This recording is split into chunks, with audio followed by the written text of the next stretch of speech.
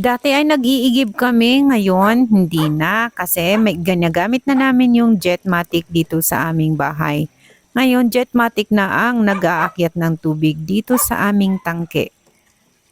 At kahit maliit yung tangke namin sa baba, it takes 25 minutes para maiakyat yung tubig at lagi naming nilalagyan yung tangke namin twice a week para mapalitan yung mga ginagamit namin. Kasi pagdating ng March, April, pahirapan na naman ang tubig dahil marami kami nang gumagamit at kumukuha doon sa source.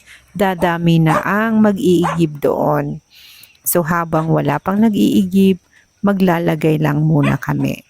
And ganito, after 25 minutes, syempre ubos na yung laman dun sa baba at pupunuin na naman ulit.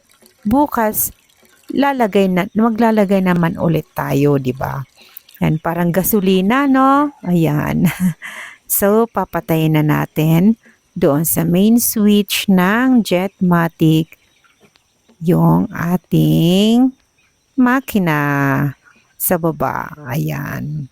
So, next vlog ko na lang, paipapakita ko yung machine namin sa baba. So, isi-switch off na natin. Ito kasi, ubos na ang laman sa baba.